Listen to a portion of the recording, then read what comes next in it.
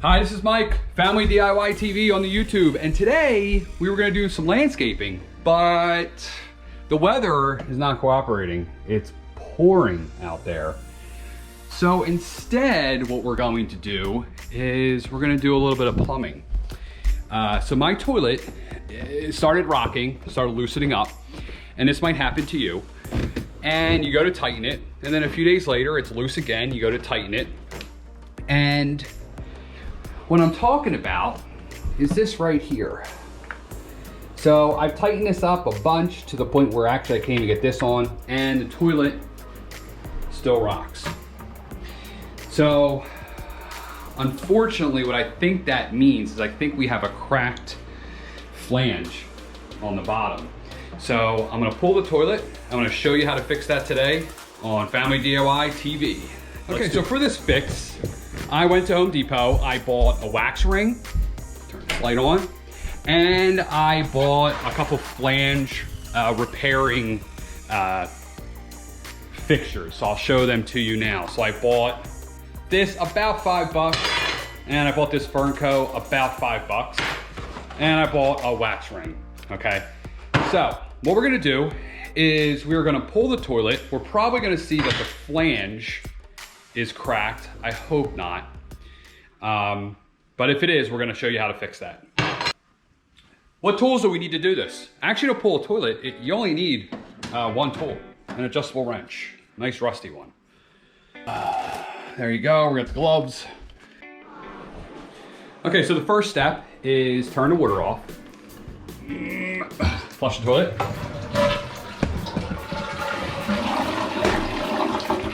And what you're doing here is you're emptying all the water that's in the top here. So get this out of the way, put this somewhere safe. Then what we need to do is we need to get the water out of there. And there's a couple different ways to do this. You could use a shop vac and suck the water out, or you can just use a towel and just wring it out in there. I'm gonna use a towel. This is my house. Doesn't bother. And we're gonna get all the water out of here.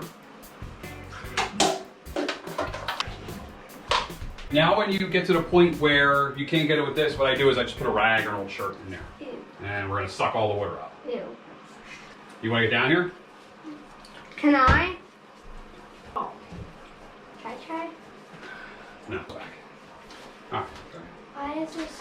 Oh. If I had a couple more kids, maybe, no, if I had a sponge, I would probably work a little better. Okay, so now what we're gonna do is we're just gonna remove these two screws. So every toilet in the world has these two screws, there and there. So we're just gonna unscrew.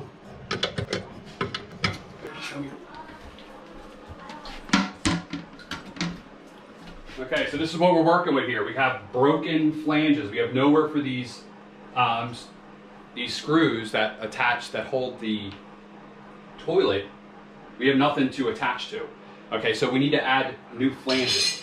So that's where this comes into play. We'll be able to use these to put these in there. So what we have to do is we have to attach this to the existing flange that's already there. Now this flange is attached to the floor. So what I'm going to do is I'm going to attach this to the existing flange and then to the floor, to the subfloor that's below it. Okay, and we're going to do that by using these spac screws.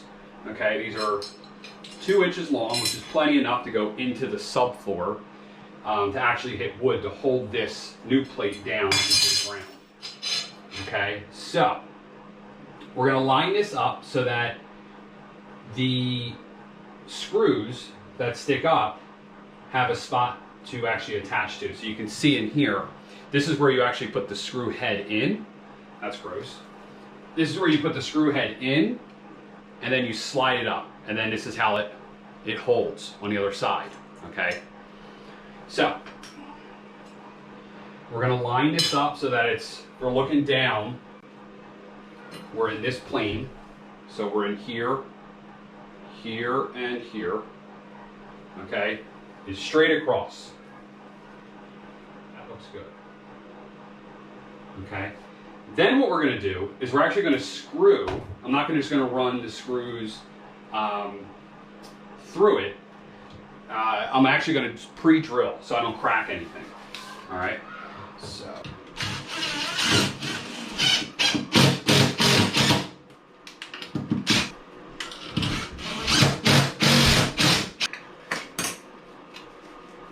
Okay, so now we're gonna do, I'm just gonna reuse the old ones. I know this is gross, but they're already cut to the size, and I know they're not old, they're not rusting, so then I don't have to cut them down when I install them. So what you do is they come with this plastic thing that holds it, and then you put that on like that, and then you push it into where it's supposed to go, and you push it down. It basically just holds it in place for you. So when you're installing the toilet, you can line it up. All right. I am going to use new washers and new nuts though. Now we're going to get into actually reinstalling the toilet. This is actually real simple. Anybody can do this. So you get the wax ring, and what they actually call for is you're supposed to put the wax ring onto the toilet. I've never done it. I don't know. I don't like it that way. That's actually what the instructions say. What I do is I just put the ring down here. Okay.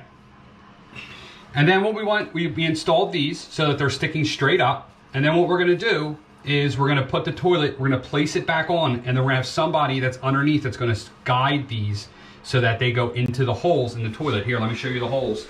Into these holes down here. Okay? So we're gonna do that right now. Ready? So you ready? You know what you go. Oh, gross.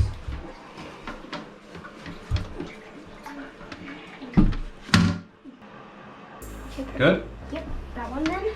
So now, we got the toilet in. We're gonna straighten the toilet. Center it. Center it. And we're gonna sit.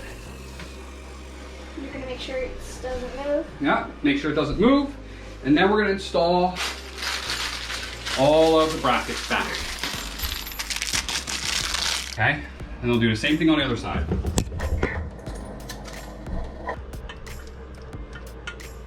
And then we're gonna tighten this up like you would a car tire. So you're gonna tighten up one side until you kind of get the same resistance, and then you tighten up the other side. All right, so I'm gonna do this one. Do this one 2 or 3, and then do this one 2 or 3.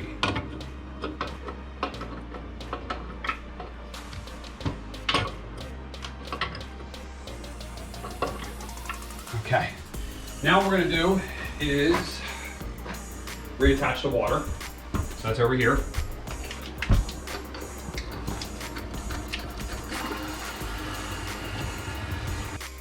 Okay, so that was how to fix a broken flange on a toilet. Now you'll know you have a broken flange because you'll keep tightening the toilet and it'll keep moving. Or you'll just basically tighten that screw all the way up and it'll never tighten up. Okay, so it's a very easy fix. This is about I'd say a $10. It was $5 for the wax ring, $5 for the actual metal ring. And literally anybody could do this. So I hope this helped you. And if it did, I would ask you a question. Please subscribe. Please like the video. All right, and till next time. This is Mike from Family DIY. See you later.